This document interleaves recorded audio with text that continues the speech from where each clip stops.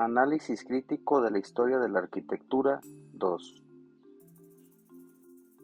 Analizar la historia de la arquitectura nos permite entender cómo las sociedades han transformado su entorno y cómo estas transformaciones reflejan sus valores, necesidades, aspiraciones a lo largo del tiempo. Nos ayuda a comprender la evolución de los estilos arquitectónicos, las técnicas de construcción y las influencias culturales que han dado forma al paisaje construido.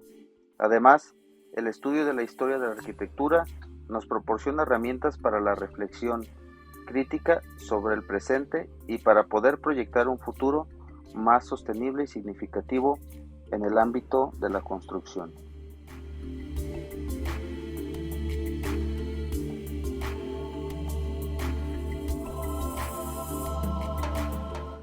La modernidad se entiende como un proceso histórico-cultural caracterizado por la transformación radical de la sociedad, vinculada al auge de la razón, el progreso científico y el desarrollo de las nuevas formas de producción y organización social.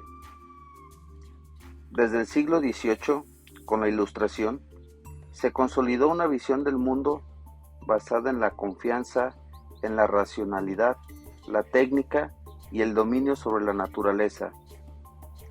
En el ámbito arquitectónico y urbano, esto se tradujo en la búsqueda de un lenguaje universal, funcional y despojado de ornamentación, en correspondencia con los cambios socioespaciales que trajo consigo la industrialización.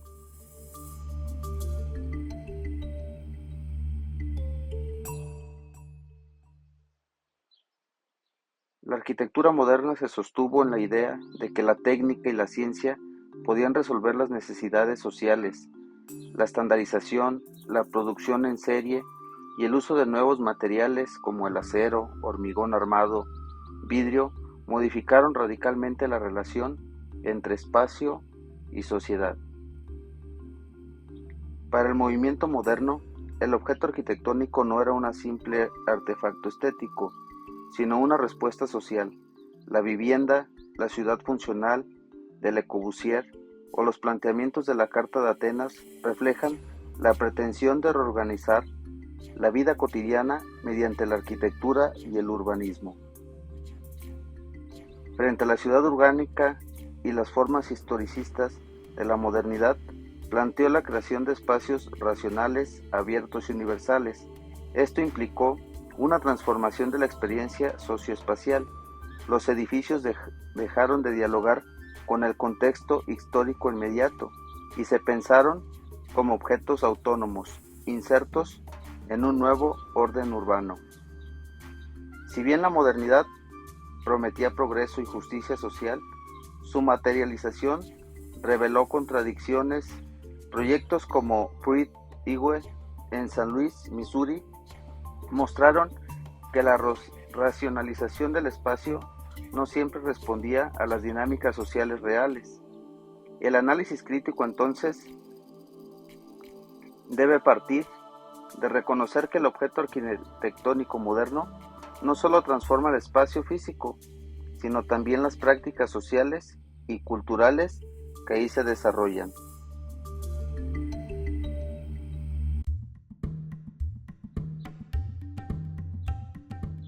La Ilustración del siglo XVIII fue un periodo histórico en el que la razón y el pensamiento científico se erigieron como motores en la transformación social y cultural de Europa. En la arquitectura, estos ideales se tradujeron en la búsqueda de una racionalidad espacial, donde las formas, proporciones y funciones de los edificios respondían a principios lógicos y universales más que a las tradiciones heredadas del barroco y del gótico.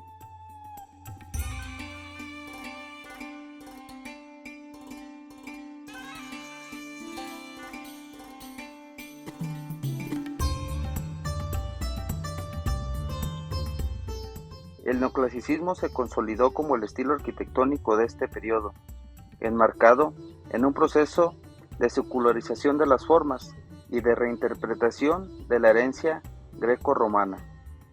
La arquitectura neoclásica adoptó elementos como el orden dórico y el jónico, las plantas simétricas, los volúmenes geométricos puros y las fachadas sobrias, en oposición al recargamiento barroco. Esta estética racional respondía al ideal ilustrado de claridad, equilibrio y permanencia. Dentro de este contexto, el racionalismo francés constituyó uno de los paradigmas más influyentes. Arquitectos como Edith Noë, Boulez y Claude Nicolas Ledoux imaginaron edificios que, aunque en muchos casos permanecieron en el terreno utópico, expresaban la confianza en la capacidad de la razón para ordenar el espacio y, por extensión, la vida social. Los paradigmas del racionalismo francés se caracterizan por tres principios centrales. El espacio debió organizarse a partir de figuras elementales, esfera, cubo, cilindro, como expresión de la perfección y la universalidad de la razón. La arquitectura debía expresar de manera inmediata su utilidad social, estableciendo un vínculo directo entre el programa y su configuración espacial. Los edificios públicos, museos, teatros e instituciones científicas se concebían como instrumentos pedagógicos, se transmitían los valores de la ilustración a la ciudadanía.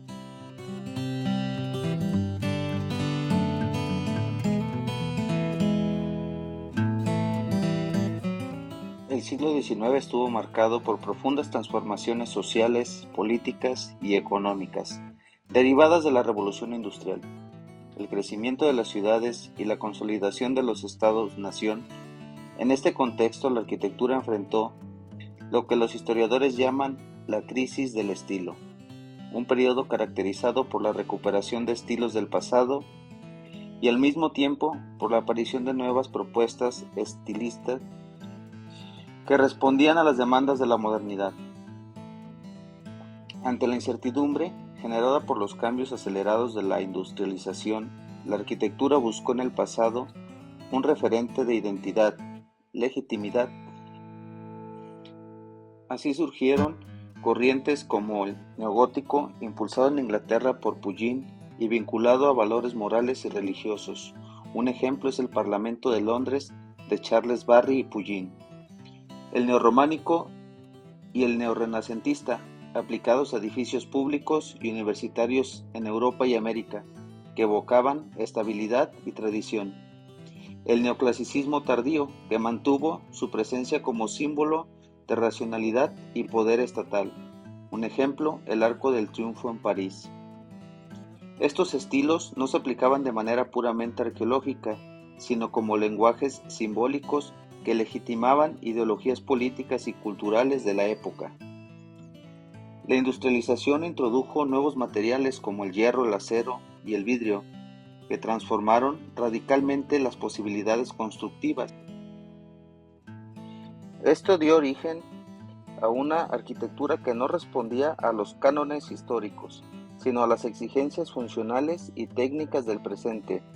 Ejemplos notables son el Crystal Palace de Joseph Paxton en 1851, un edificio desmontable de hierro y vidrio para la Exposición Universal de Londres, y la Torre Eiffel, 1889, que se convirtió en el símbolo del progreso técnico, aunque inicialmente fue rechazada por considerarse antiestética.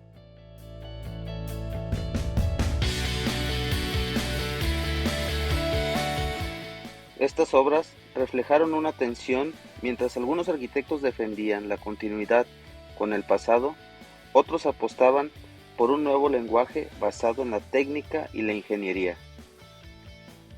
La arquitectura del siglo XIX estuvo directamente vinculada a los cambios sociales. El crecimiento urbano y la migración del campo a la ciudad exigieron nuevas tipologías de vivienda, como los bloques de renta o los barrios de obreros. La consolidación de los estados nacionales impulsó la construcción de edificios monumentales que reforzaban la identidad colectiva. La burguesía industrial, nueva clase dominante, demandó espacios culturales y de consumo, teatros, galerías, estaciones de tren, pasajes comerciales. En este sentido, la crisis del estilo no fue solo un problema estético, sino la expresión de una sociedad en plena transformación. que oscilaba entre la nostalgia por el pasado y la apertura hacia la modernidad. La arquitectura del siglo XIX se encuentra en un punto de inflexión. Mientras los estilos históricos proporcionaban un sentido de continuidad y legitimidad, la irrupción de la técnica y la industria abrió camino hacia la arquitectura moderna.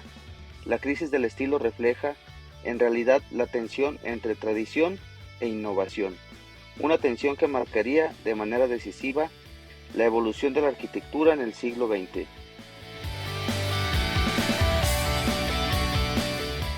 El estilo internacional, surgido en las primeras décadas del siglo XX, consolidado entre 1920 y 1930, representó una de las expresiones más influyentes de la arquitectura moderna. Su nombre se popularizó a partir de la exposición de 1932 en el Museo de Arte de Nueva York, organizada por Henry Russell Hitchcock y Philip Johnson, donde definieron sus principios y se reconoció la labor de arquitectos como Le Corbusier, Ludwig Mies van der Rohe y Walter Gropius. Este movimiento se articuló en torno a un paradigma central: la función como principio rector del diseño arquitectónico. Bajo la consigna "la forma sigue a la función", el estilo internacional buscó eliminar todo elemento superfluo, privilegiando la claridad estructural, la honestidad material y la expresión directa del programa arquitectónico. Volúmenes puros y geometría simple. Los edificios se conciben como composiciones de prismas rectangulares sin ornamentos, donde la forma deriva de la lógica espacial y constructiva, la planta libre y la flexibilidad funcional.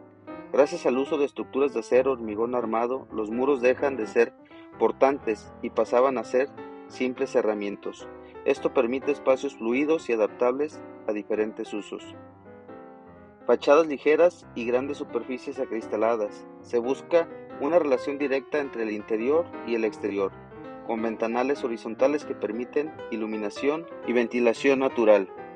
La ausencia de ornamento y primacía de la función.